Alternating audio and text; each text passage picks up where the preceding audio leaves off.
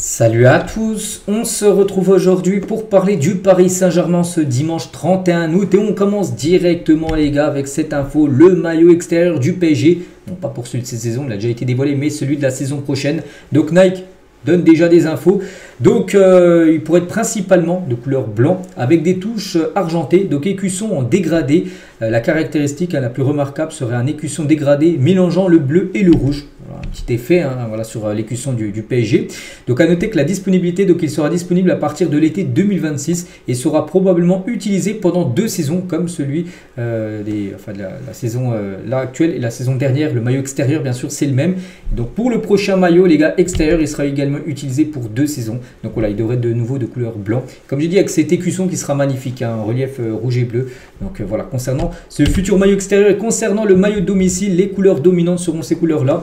Le maillot domicile pour la saison prochaine 2026-2027 arborera une palette de couleurs bleu, blanc et rouge, fidèle à l'identité traditionnelle bien sûr du club parisien.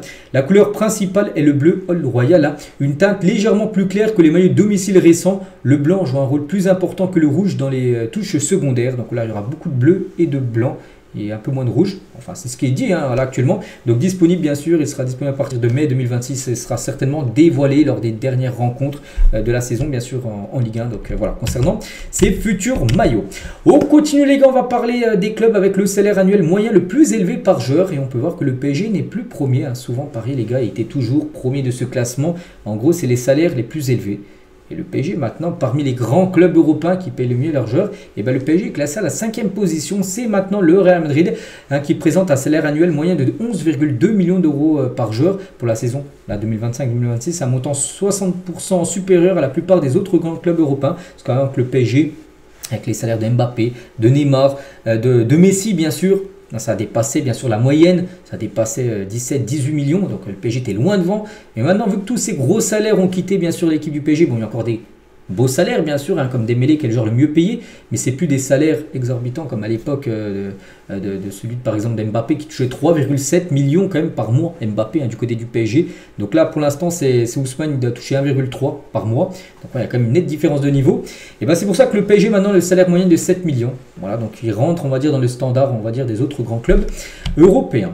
On continue tiens, toujours avec Ousmane Dembélé, le joueur le mieux payé du côté du PSG, mais rien à voir parce que Ousmane Dembélé fait la une du magazine anglais Fourfourtou, le mensuel football le plus vendu du monde. Pour rappel, leur journaliste font d'Ousmane Dembélé le favori du Ballon d'Or. Et tiens, on va revenir juste sur 2-3 déclarations de sa part dans ce journal Fourfourtou que vous pouvez acheter. Les gars, c'est un journal ce qui paraît très lu, je l'ai jamais lu, bon bref. Donc Dembélé, tiens, Fourfourtou a assumé son statut, donc c'est normal d'être considéré comme l'un des favoris pour le trophée. Donc là, il parle bien sûr du Ballon d'Or.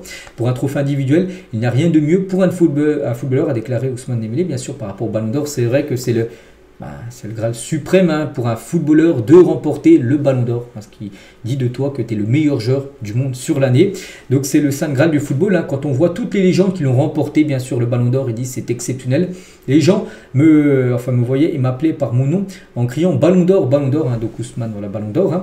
Mais pour être honnête, Luis Enrique, le staff et tous les joueurs étaient vraiment concentrés sur l'équipe, en particulier sur la finale, bien sûr, de Ligue des Champions. Après une saison comme celle-ci, avec 4 titres, des buts et des passes D, il est normal d'être considéré comme l'un des favoris pour le trophée. Ben oui, c'est un favori. Bon, après, il y en a des autres. On sait que des fois, il y a les Ballons d'Or, on sait déjà qui va le remporter. Par exemple, il y a quelques années, Benzema, les gars, il n'y a pas de doute. On savait que sûr et certain, c'est lui qui allait le remporter.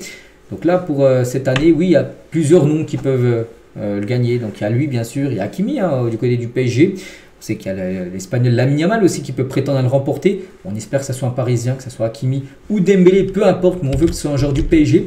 Et toujours avec Dembélé, toujours dans ce journal Fourfourtou, Dembélé aussi s'est confié sur l'importance du Ballon d'Or. Donc avant la finale, donc en gros c'est à peu près la même déclaration, je viens de voir. Donc voilà, on va pas rebasculer sur ça bien sûr. Donc voilà, on verra. N'oubliez pas que le Ballon d'Or les gars, ça sera le 22 septembre prochain. Et autre chose, parce que là c'est une nouvelle déclaration sur Fourfourtou, il parle aussi de sa relation qu'il a eue avec Messi. Mais pas que les deux ont été ensemble du côté du FC Barcelone. Messi a toujours été mon joueur préféré, celui qui m'a fait aimer le Barça. Jouer avec Iniesta pour sa dernière année et Lionel Messi, c'était incroyable. Voilà ce qu'il a pu dire. Ousmane Dembélé qu'il a pu retrouver en plus Messi lors du 8e de finale de Coupe du Monde des clubs il y a quelques semaines. Et Thomas Tuchel, ancien coach de Ousmane Dembélé du côté de Dortmund, ancien coach du PSG également, Thomas Tuchel, décrit Ousmane Dembélé comme extraordinaire, combinant dribble, vitesse, contrôle et adaptabilité. Il mettait aussi en avant son humilité et sa faculté à écouter. Voilà, écouter bien sûr ce que disait le coach. Des fois, il y en a qui n'ont rien à faire. Donc lui, il écoutait tout ça, puis il essayait après de le reproduire bien sûr sur terrain. Et on sait qu'il a énormément progressé bien sûr Ousmane quand on voit ses débuts, quand il est à Rennes, Dortmund, tout ça, et que là, il est proche de gagner bien sûr le Ballon d'Or. C'est un joueur qui a énormément progressé. C'est un joueur confirmé bien évidemment maintenant. Ousmane Dembélé. Donc voilà ce qu'il y a à dire sur lui. Et juste tiens. Le magazine The Sun, c'est un magazine anglais, ils ont posé quelques questions à Matt Sells, donc ancien gardien de Strasbourg, maintenant il est à Nottingham Forest, donc meilleur joueur de PL, il a dit ça là, le vainqueur de la première ligue cette saison, Liverpool, ok, mais nous ce qui nous intéresse, c'est côté PSG, Ballon d'Or Ousmane Dembélé, voilà, pour lui Dembélé doit remporter le Ballon d'Or. Et ben on verra dans quelques semaines. On va parler cette fois-ci de Zabarnyi, le nouveau défenseur parisien. Veut très vite s'adapter à son nouveau club et pays. Et il a déjà planifié ses premiers cours de français. Zabarnyi qui ne parlait pas du tout français. Donc il va passer des cours. Donc au campus en PSG, il est assez discret mais agréable avec tout le monde et surtout très observateur de tout ce qui l'entoure, tout ce qui se passe. Il regarde un peu tout. Donc Zabarnyi n'a pas encore créé de lien avec tel ou tel coéquipier, mais il s'intègre à son rythme en échangeant régulièrement avec des joueurs comme Marquinhos, Fabien Ruiz ou encore Kvaratskhelia. Un observateur ukrainien, il a dit « Nous sommes très contents de voir donc Zabarnyi intégrer un club du top 5 européen. Il a connu une telle évolution bien sûr dans sa carrière. » Voilà, en passant à Bournemouth et maintenant joué dans l'une des meilleures équipes du monde, bien sûr le PSG.